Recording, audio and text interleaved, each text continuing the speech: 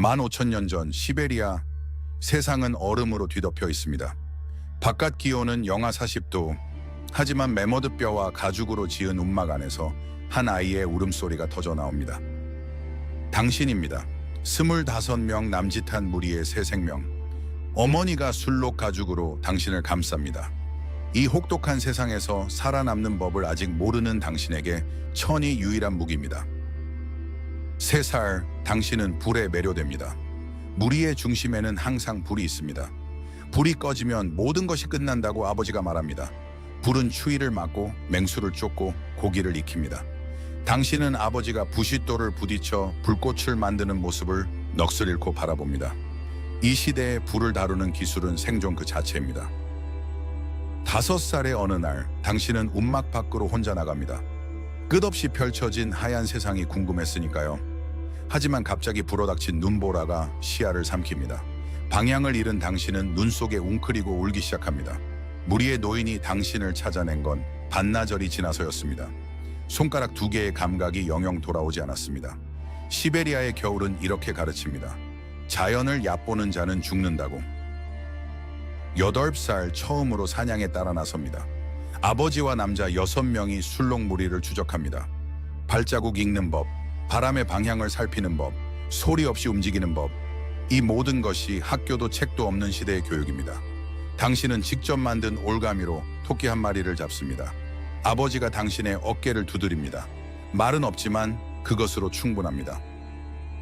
11살 무리의 관례에 따라 당신은 홀로 동토에 남겨집니다. 무기는 돌칼 하나, 식량은 없습니다. 사흘을 버텨야 합니다. 첫날 밤 동굴 사자의 울음소리가 들립니다. 당신은 밤새 불을 피워놓고 잠들지 못합니다. 사흘 뒤 당신은 늑대 가죽 한 장을 들고 돌아옵니다. 무리의 여자들이 당신의 이마와 광대뼈에 검댕으로 문양을 그립니다. 오늘부터 당신은 사냥꾼입니다.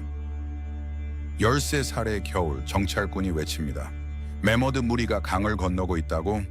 무리 전체가 움직입니다. 매머드 사냥은 1년에 한두 번 있을까 한 기회입니다. 한 마리만 잡으면 온 무리가 몇 달을 먹고 뼈와 가죽으로 집을 짓고 상아로 도구를 만듭니다. 12명의 사냥꾼이 함정을 파고 횃불로 매머드를 몰아갑니다. 거대한 비명소리와 함께 한 마리가 쓰러집니다. 하지만 그 옆에서 당신의 삼촌도 쓰러져 있습니다. 매머드의 발에 밟혔습니다. 그날 밤 무리는 축제를 열면서 동시에 죽은 자를 애도합니다. 15살, 당신은 새 움막을 짓는 일에 참여합니다. 매머드의 거대한 뼈와 엄니를 세워 골격을 만들고 그 위에 가죽을 덮습니다. 뼈 하나가 당신 키보다 큽니다. 완성된 움막은 10명이 들어갈 수 있는 크기입니다. 2만 년 뒤 이 뼈의 집은 고고학자들에 의해 발굴될 것입니다. 하지만 지금의 당신에게 이것은 그저 집입니다. 바람과 추위와 맹수로부터 가족을 지켜줄 유일한 벽. 17살의 봄, 낯선 무리와 마주칩니다. 긴장이 흐릅니다.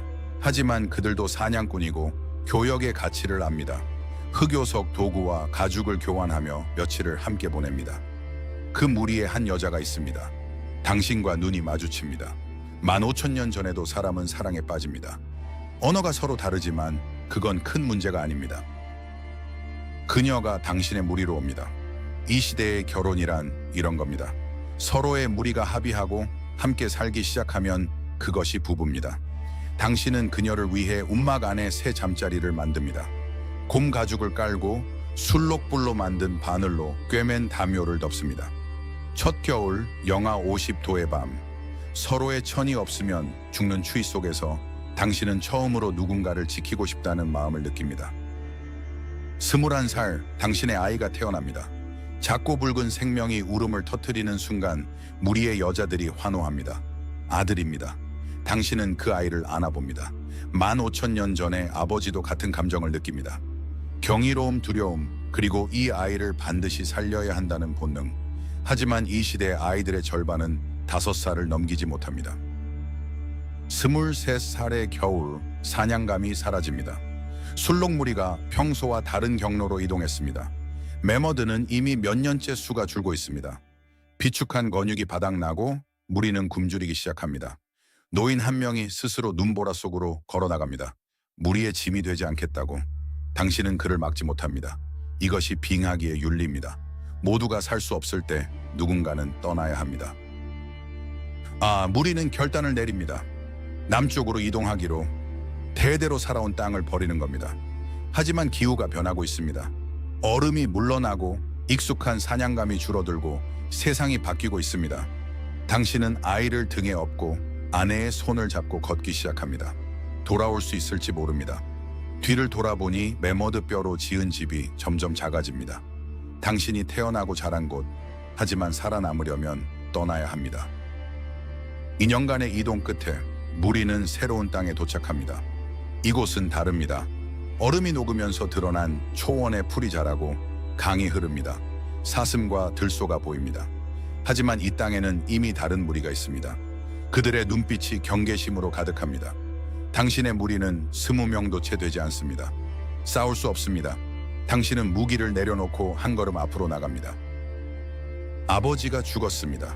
이동 중 입은 오래된 부상이 골마 결국 열병으로 무리에서 가장 경험 많은 사냥꾼은 이제 당신입니다. 자연스럽게 결정이 당신에게 넘어옵니다. 어디서 사냥할 것인가? 언제 이동할 것인가? 누구와 동맹할 것인가? 29살, 현대의 기준으론 아직 청년이지만 이 시대에선 이미 노련한 지도자입니다. 사냥 중 무리에서 이탈한 늑대 새끼를 발견합니다. 어미는 보이지 않습니다. 무리 사람들은 죽이라고 합니다. 늑대는 경쟁자니까. 하지만 당신은 그 새끼를 데려옵니다. 이유는 모르겠습니다. 그냥 그래야 할 것 같았습니다. 이 결정이 얼마나 거대한 의미를 가지는지 당신은 알지 못합니다. 15,000년 뒤 사람들은 이 동물을 개라고 부르게 될 것입니다. 33살의 겨울밤, 당신은 매머드의 상에 무언가를 새기고 있습니다. 뾰족한 돌칼로 하나하나 사냥의 장면을, 달리는 매머드와 창을 든 사냥꾼들을 아들이 옆에서 지켜봅니다. 이것이 뭐냐고 묻습니다. 당신은 말합니다. 우리가 누구인지 어떻게 살았는지를 남기는 거라고. 15,000년 전, 문자가 발명되기 10,000년 전에도 인간은 기록하고 싶어 했습니다. 잊히고 싶지 않았습니다. 35살, 이 시대에선 이미 노인입니다. 하지만 매머드가 나타났다는 소식에 당신은 창을 듭니다. 예전 같지 않습니다. 무릎이 아프고 눈이 흐릿합니다. 하지만 무리에게 매머드는 여전히 생존 그 자체입니다. 사냥 도중 매머드가 방향을 바꿔 당신을 향해 돌진합니다. 피하지 못합니다. 엄니가 당신의 옆구리를 찢습니다. 늑대가 미친 듯이 짖으며 매머드의 다리를 물어 주위를 돌립니다. 아들이 당신을 끌어냅니다. 상처가 골맞습니다. 이 시대에 항생제는 없습니다. 열이 오르고 의식이 흐려집니다. 무리의 샤머니 주술을 행하지만 당신도 압니다. 끝이 가까워졌다는 것을. 마지막 밤 아들이 당신 곁에 앉아 있습니다. 당신은 상에 새긴 조각을 아들에게 건넵니다. 이것이 당신의 유언입니다. 살아남아라, 기억해라. 15,000년 전 시베리아의 겨울, 35해의 짧은 삶이 끝납니다. 무리는 당신의 몸을 붉은 흙으로 덮고 돌 도구와 함께 묻습니다. 이름은 기록되지 않습니다. 하지만 당신의 피는 흐르고 뼈의 집은 남습니다.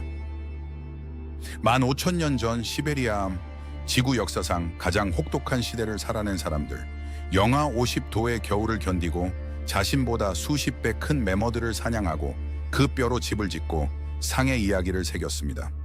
문자도 금속도 바퀴도 없었지만 그들에겐 불이 있었고 동료가 있었고 살아남겠다는 의지가 있었습니다. 그들이 길들인 늑대는 개가 되었고 그들이 남긴 뼈의 집은 20,000년 뒤 발굴되었습니다.